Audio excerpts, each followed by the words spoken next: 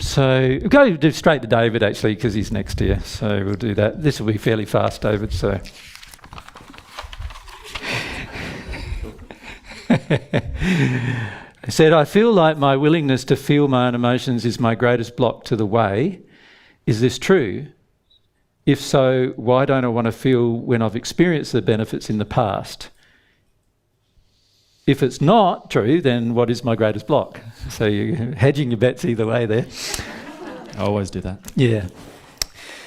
Which is one reason why you're struggling to feel emotion, actually. But your primary problem is still your addictions with women.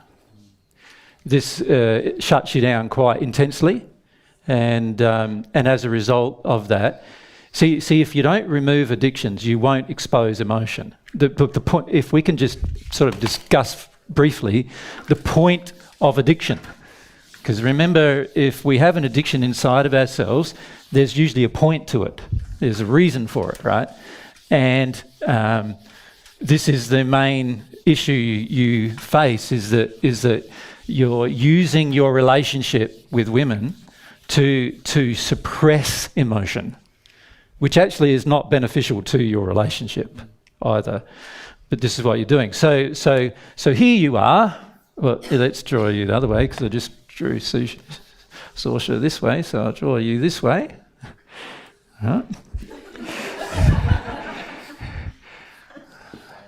A bit thin, but anyway. So again, you've got physical body. Better do that first. Spirit, body, soul. So there's the character of David.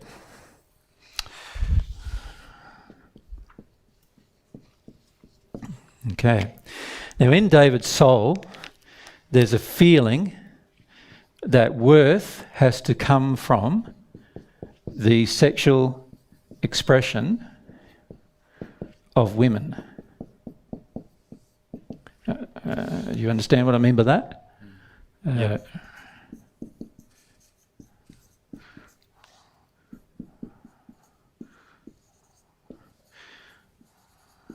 This was set up because of, again, your upbringing and how you were brought up. You have had women in when you were a child, basically in an emotionally incestuous relationship with you. So I'm talking about adult women in an emotionally incestuous relationship with you. So now your worth is established by having sexual expression from women. So you need this sexual expression from a woman in order to gain worth.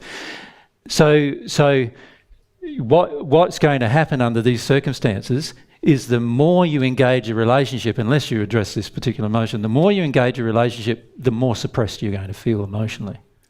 Does that make sense? Because the addiction is getting met. So when you meet an addiction, so if there's an addiction, and you meet it, when you meet the addiction, it makes the soul-based feeling feel satisfied. If the soul-based feeling is satisfied, the emotion that is the whole, if you like, the thing that's void, feels like it's getting filled up. And therefore, you're not going to find yourself feeling emotion as a result. Now, many of your emotional addictions are relating to this particular issue, so that means that a lot of your emotion is going to get shut down using this method, right? You'll also eventually exhaust a woman with your sexual demands, right? Does it make sense to you? Does it make any sense? Yeah, no, is it what's happening? Sense. Yeah, it's definitely what's happening. Yeah. The problem with interacting with you sexually from a woman's perspective who doesn't want this is that she will feel like the only reason why you want her is for the sex. The only reason why you want her, you're not sort of valuing her. Or she will feel like she will have a codependent addiction, which is she needs the man to have this sexual desire for her in order for her to be validated. One of those two things will be happening. Does that make sense? Yep. Yep. Now, that is the major reason why your emotions aren't flowing. Yep. And because your addictions are getting met, there's no need for the emotions to flow because you already feel they're all getting satisfied, and it also helps you become almost unaware of the emotions. Yep. So that's related. Well, I've felt this sort of feeling of contentness lately, like, there's no drive to go forward because I've hit this. Correct. You're getting your addictions met. There's no need to challenge it. Obviously, Saoirse's meeting you at some of these addictions. There's no need to challenge it. You feel if you challenge it, you challenge the relationship, which possibly is true, but it depends on Saoirse's feelings about that as to how much the relationship is challenged.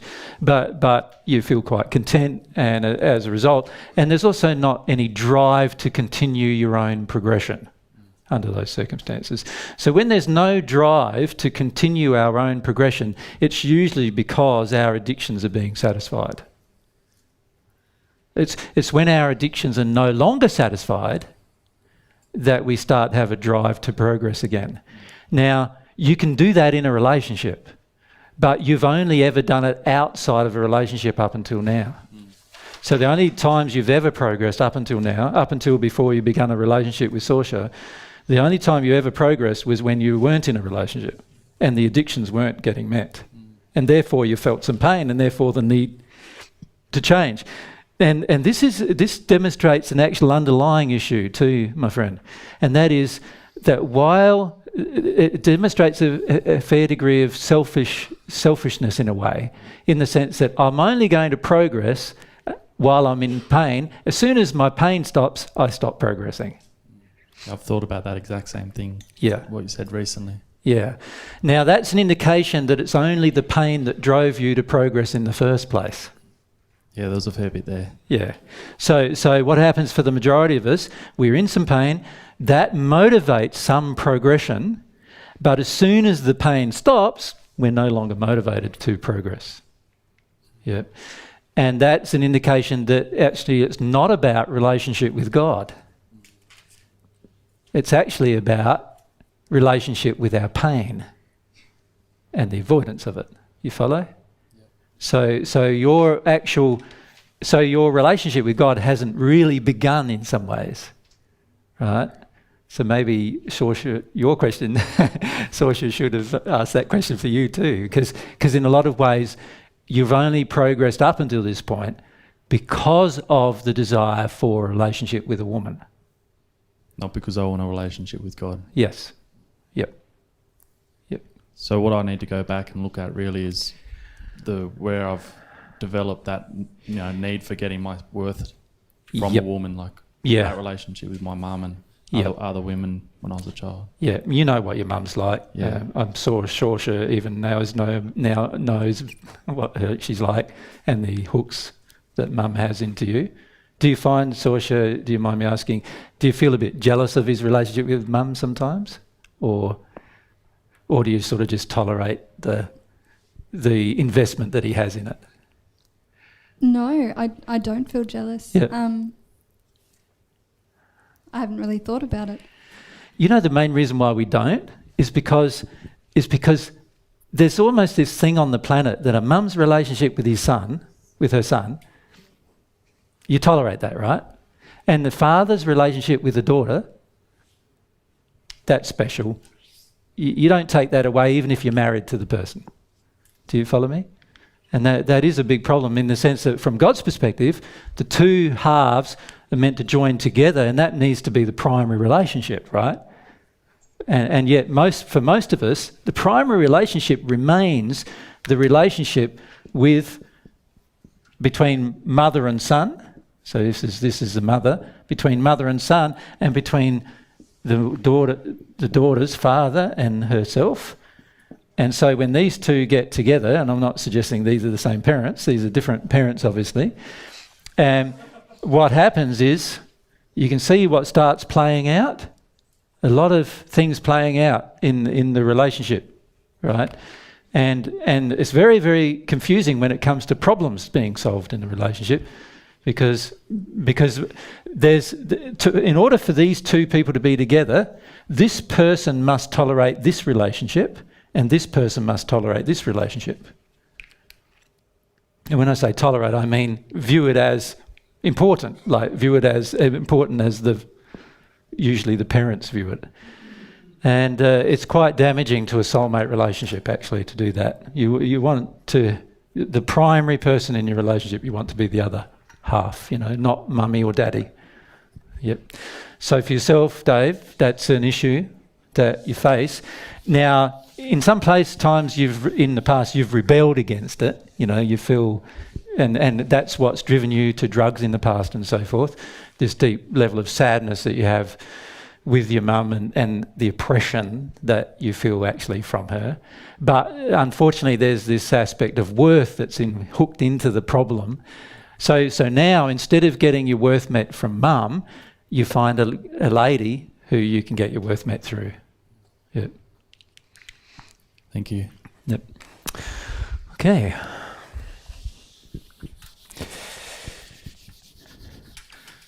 Which brings me to Jada. There is the man. He is here now. Yeah, he's all here now. Yeah. Okay. Okay, now Jada's question, I'll just find it. Analysing my actions is showing me how much I am sinning towards women. Jada, can you be a bit more specific? Yeah, like sexual actions. Yeah. So you go from one woman to another woman and so forth? Yeah. Yeah. If you just hold the mic up a bit closer. Yep. Yeah. Yep. And do you often have two on the toe at the same time, or is this one like serial monogamy, is it, or? It's more like even worse, like not even relationships, more like brief encounters. Getting like a massage of sexual nature. Yeah. So it's like brief like encounters. Yeah. Yeah. Yeah, I get you. Okay. I'm sorry, I just needed to ask. I've felt there's a bit more you could tell, but I'll leave it there. Okay. You say, yet I am still finding it very difficult to feel any wrongdoing from my mum towards me. How do you find a problem when you feel there isn't any? Right. So it's a very good question. Well, firstly, we need to see here that actually your definition, you're being driven by the pain and pleasure question. Yeah. Does that make sense? Yeah. So you're not being driven by a desire for truth or a desire for love, but rather you're just driven by what's going to give me pain, what's going to give me pleasure. I'm going to go for the pleasure. So whatever it takes, even if I sin from God's perspective, that's what I'm going to do. Mm-hmm. So the first problem is the lack of developed will to love. Does that make sense? So here's your soul. You're making a choice between pain and pleasure, and you're deciding that the pleasure is the thing to go for. It doesn't matter what it costs. It doesn't matter what it costs the other person. It doesn't matter what it costs you. And your reasoning is along the lines of, well, if the other person knows the cost they're engaging, then what's going wrong? There's nothing wrong. That's what I've been feeling recently. Yeah, but you're not realising that there's another half to your soul. Yeah.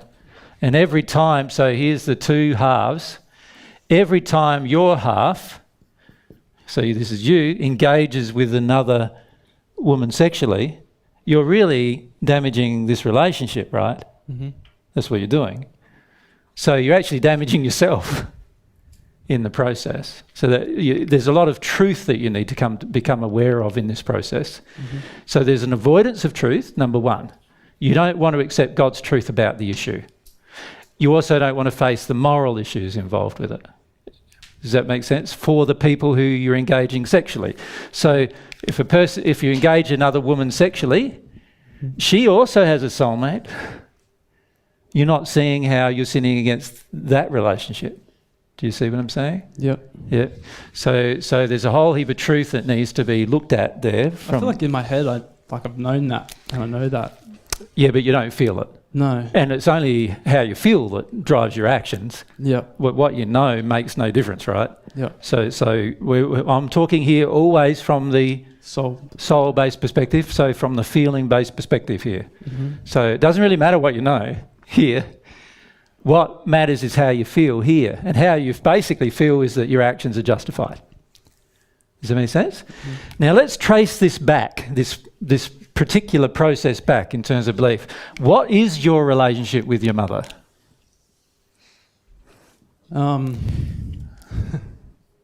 Probably a lot closer than it should be.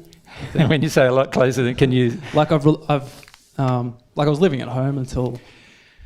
Till what age? Probably, I can't remember exactly, probably 21, 22 or something. Yep. And it's still quite, like I still go to my parents' place weekly, really, for like 1 or 2 days. Yep. And what's your relationship with your mother in comparison to your relationship with your father? My father left when I was 5. Yep. So you were in a single parent household for a lot of... Yep, I've had a few stepdads during that time. Few stepdads in time, but... Yeah. So can you see that your mother sees you as her surrogate husband? Yep. Can you see that? Yep. Yep. Which she does do, doesn't she? Really? Yes. Yeah. You're the person that she sees as her main man. Yeah. Yep. Now what this done, so here's you, and Dad's sort of like now out of the picture. Mum's now got this relationship with you where everything that's now missing in her relationships with men, she now projects onto you. And you're her main man. In that process, she has actually taught you to abuse women. Isn't that interesting? She's basically telling you in this process that you are the ideal man. And she pretty much thinks that, doesn't she? I have that feeling, yeah. Yeah. Mm. Yeah, she pretty much thinks that you are the ideal man. Mm-hmm. Now, Jada grows up to be an adult. He now believes he's the ideal man. Right? You're pretty confident with yourself with women, aren't you? I have trouble with that. Yeah. I feel like I've had a lot of insecurities and... Yeah, but in the end, you do believe that women are there for your sexual pleasure, do you not? Yeah, I guess so. Yep. Yeah. Yep. So this is sort of an extension of the issue that I raised with David in some ways. Yeah, I was feeling a lot. Yeah, your mum's got this quite emotionally incestuous relationship with you, and instead of you rebelling against that like David has, and then felt quite sad about it, the oppression, and he's turned to drugs in the past in order to suppress the sadness and so forth. Instead of doing all that, you enjoy how your mum sees you. Mm-hmm. You follow? Yeah. Yep. And you're very reticent to give up this relationship with your mum. Yeah. What do you get out of it? You tell me. You get a fair bit. Yeah. Both emotionally and physically. Yeah, looked after and... So what do you get physically? Like how many meals do you have to prepare when you go around to mum? Yeah. Have you ever prepared a meal around a mum's? Oh, I do, yeah. For her? For her? No. No, never. Okay. So you get all your meals on tap? Yeah. All right, so you get your meals. What else? Have you ever had to wash your mum's clothes? No. Never? No. Yeah, interesting. I was washing my mum's clothes when I was 5. Yeah. Okay. So you never had to do that, so you get a laundry person as well? Yeah. How do you spell laundry? R-Y or A-R-Y? R-Y, okay. Laundry person, okay. What else do you get? What feelings do you get from her? Yeah, like you're saying, like I'm a good guy. You're a good guy. Yeah. You're the ideal guy. So you get that feeling from her. Even if no other woman thinks that, she does, right? Yeah. So now there's this codependency that's built up between yourself and your mother, right? Mm-hmm. Where you like a lot of the things she gives you, she likes a lot of the things you give her. In fact, she educated you through your life to give her those things, right? And both of you like the relationship because you get what you want out of it and she gets what she wants out of it. So the big problem is that, what else do you get emotionally? Let's talk about emotionally. If you've got a problem, who do you take it to?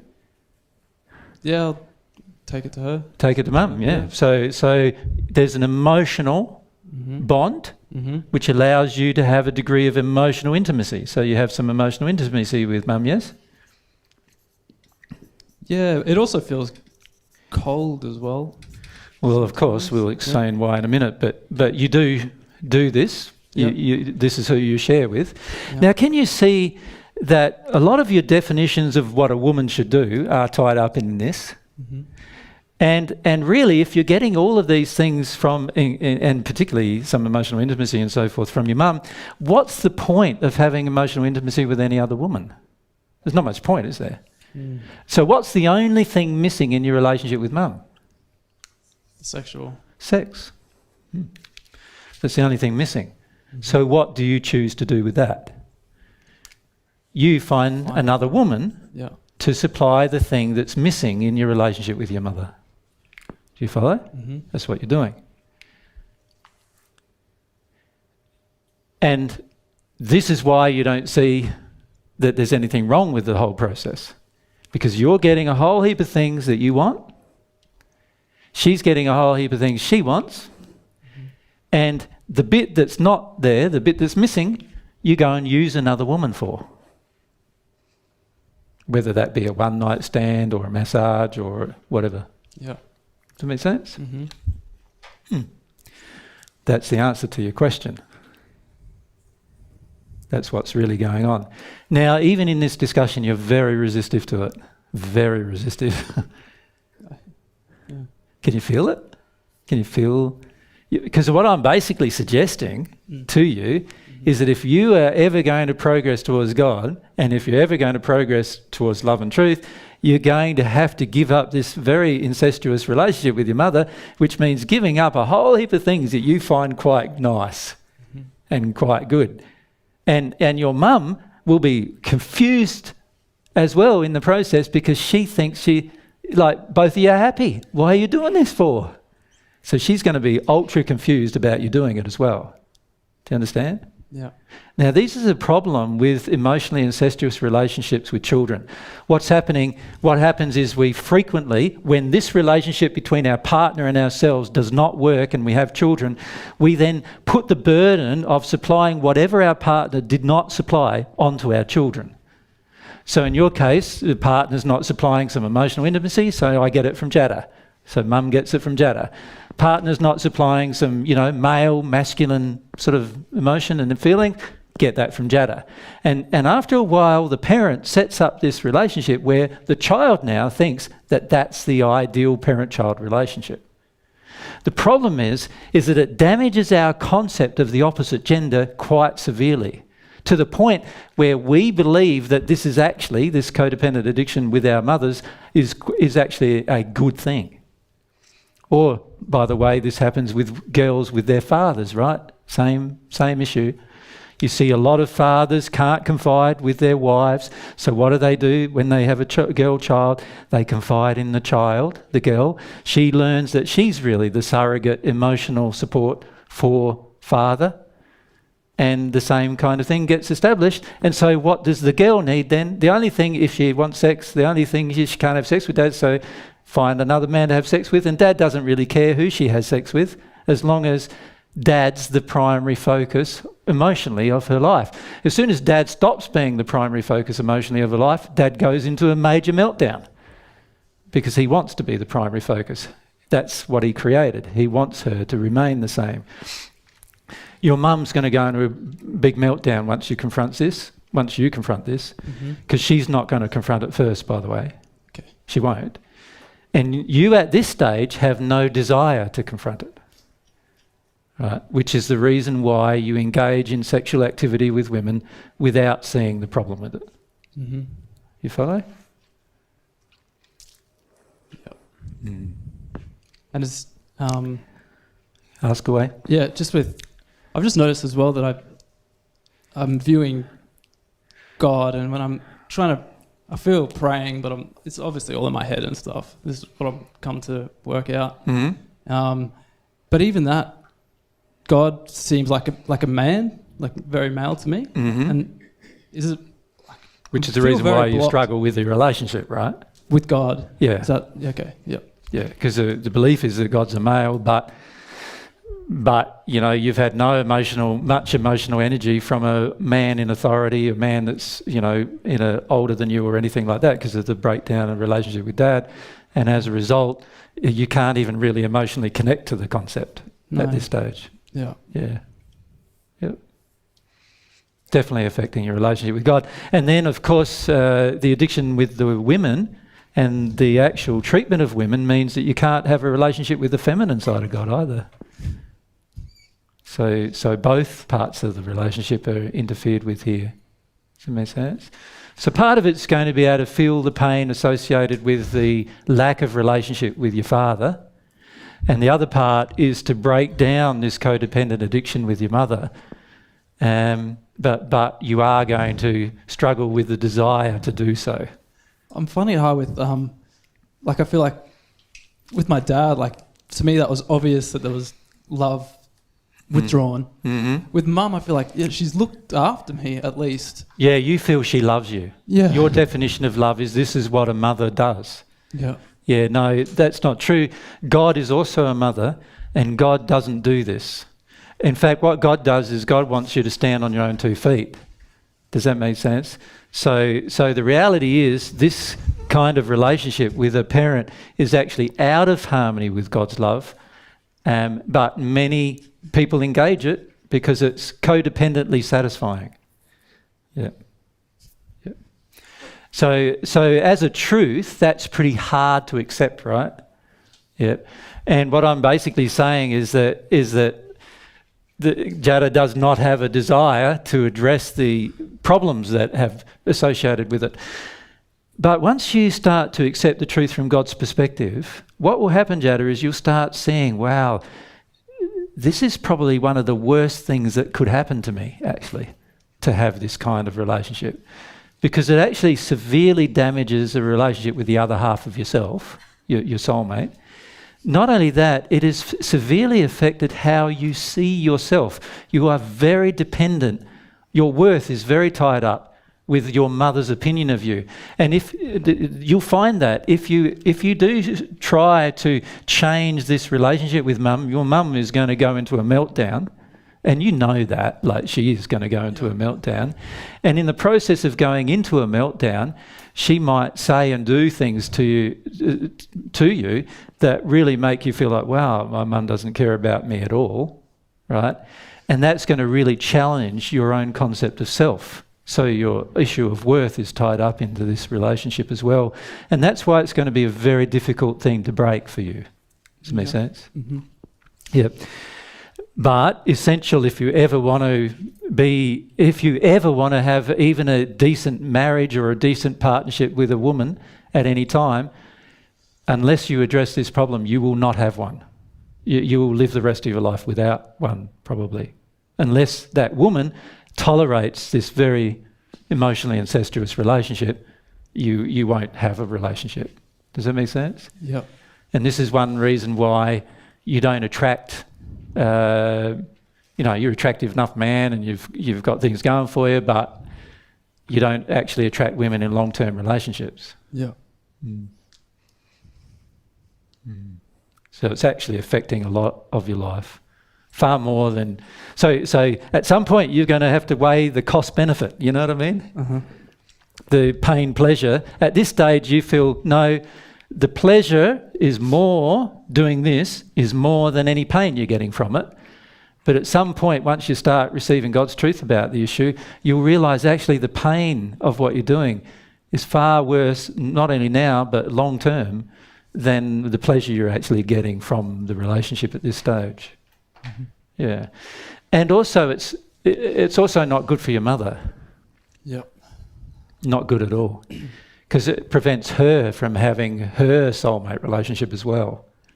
I can even see that she's having a strong relationship with her dad, my grandfather. Yeah, it's multi-generational, all these problems. Yeah. So normally what happens when the parents do this is the opposite gender parent is the parent that the previous generation has a relationship with. So with your mother, she has it with her daddy, right? And so forth. And it goes... each switches gender each subsequent generation. because of the addiction. And usually the partners can't handle this relationship, you see. Yeah. So most men get very jealous in this sort of situation where this woman is mostly concerned about what daddy thinks or feels rather than what he thinks or feels. So eventually this guy leaves, which then means that she's looking for a substitute. Eventually he's going to die, so where does the substitute come from? If she's got a male child, that's going to be the substitute. Does that make sense? Yeah. Yeah. Very damaging multi-generational error. Yeah. And just because I have a little brother as well, half brother, and if I can see that, and I know that that's what's going on because it's happening to me and it's happening with him. Yeah. Where do I have a responsibility in that situation for my little brother to? Well, how can you change something for him when you haven't yet changed it for you? That's a bit, you know, you wouldn't be able to do that. Sure. But you could actually begin to change it and model some behaviour to him as to what's going on. Okay. You know, it's rare that that all the male boys with a mother like your mother would all respond in the same way. So usually, some of the boys he rebels. He goes into rebellion. And that's it's been eye-opening for me to see. So he's doing what David did with his mother. Yeah, to see her, because I didn't feel like I got the anger from her because I was already probably doing what she wanted growing up. Exactly. You were groomed to do so, Yeah. and usually it's the oldest boy or the oldest girl that's groomed into this process. Yeah. So I've seen him copping the anger. Yeah. And her anger with men. Yeah. Yeah, and demands on men. Yeah. It's pretty bad, and unfortunately, a lot of older brothers blame their younger brothers for the anger. You know, they say, you just need to do more of what mum wants, just like I do, type of thing, which is not the case. What's actually happening is mum's getting triggered. So that's probably what I've been doing already. Yeah. So he has the additional burden of feeling like older brother disagrees with his course of action. Yeah. Tricky, hey? Yeah. Thank you. So, these kind of problems are multi-generational or emotional incestuous relationships have it's very rare to not see one on the planet, to be frank. But some are more intense than others, and particularly the relationships where one of the parents has left home. You particularly see it under those circumstances. Where there's a breakdown in this relationship, then this relationship gets established quite intensely. And in fact, many couples wouldn't even stay together unless that happened.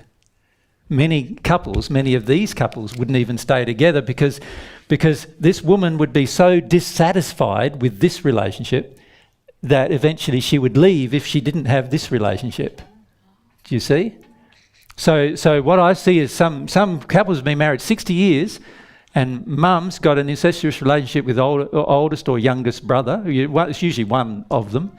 And she's developed this incestuous relationship over the years, and that's what keeps her in her current relationship as well. She doesn't feel any dissatisfaction with the current relationship. The current relationship provides the sexual connection, and the relationship here provides all the emotional connection.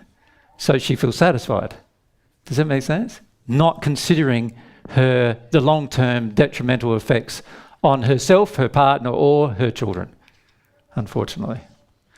Yeah, so I see a lot of marriages actually stay together only because they've actually had children, right? That's why there's this belief still on the planet that if you have a child with somebody, you'll stay together longer. Because there's actually addictions involved with what it gives the person, you see. That's why they stay together longer, because they're meeting more of their addictions. Sad, really, huh? Yeah, quite severe issues.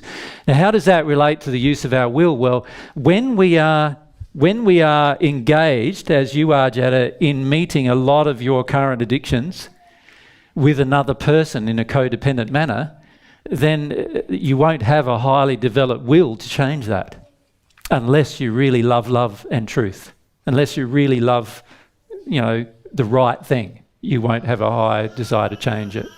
So part of this educational process for yourself is learning about what's the right thing, learning about the damage. See the damage to your other, your sibling, to your brother. See what's really going on and see the damage that's being caused. That's a part of the educational process in terms of getting to the point where you now feel motivated to do something about this rather than just live in it, Yep. Now, I raised all of that. Your original question was about the sexual feelings you have towards just women other than your mother. And you can see the relationship, can you, between that you need those women because you have sexual desires that can't be fulfilled in this relationship. So you need the other women. And your mum needs the occasional stepfather, occasional guy, to satisfy her same desires because she can't get those met through you. And that's why you have transient relationships with others, and she also does. Does that make sense? No one permanent. All semi-permanent generally. Stay for a few years, off they go, and so forth. Yep. So you all right with that? You got any more questions?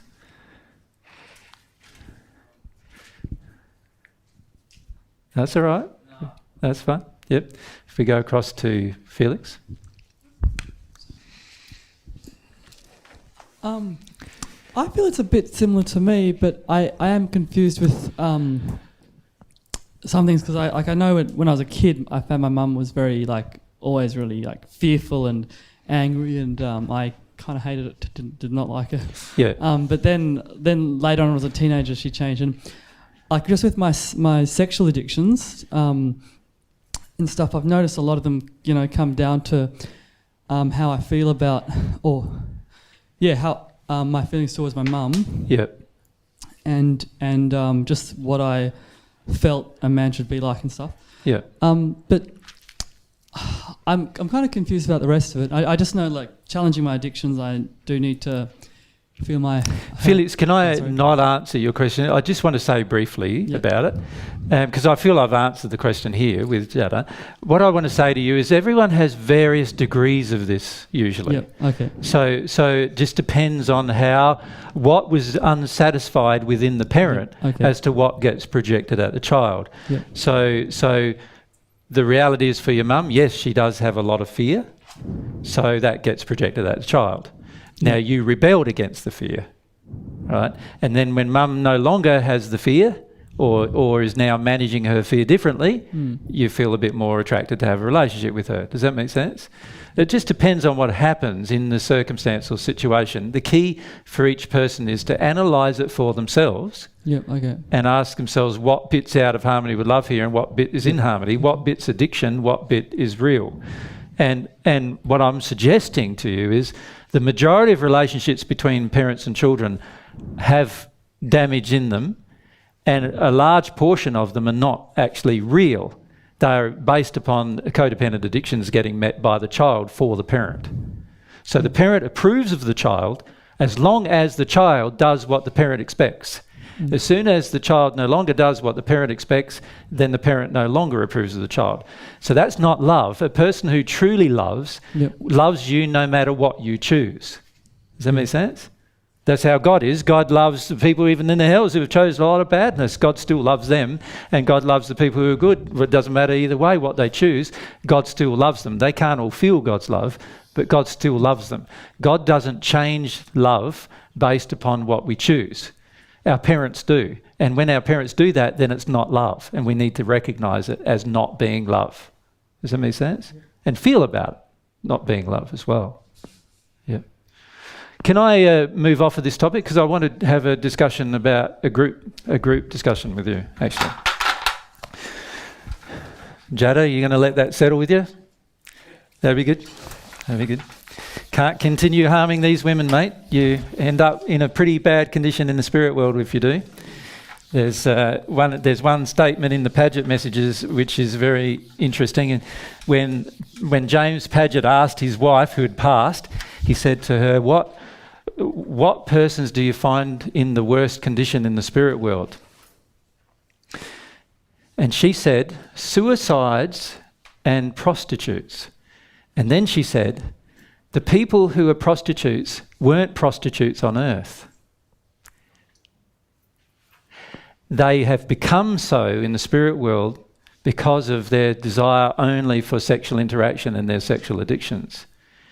And the reason why she said that was the worst situation is because she found them the hardest to talk to and the hardest to move off of their addiction. Does that make sense? And that, if you think about it, it sort of makes sense with regard to those particular things.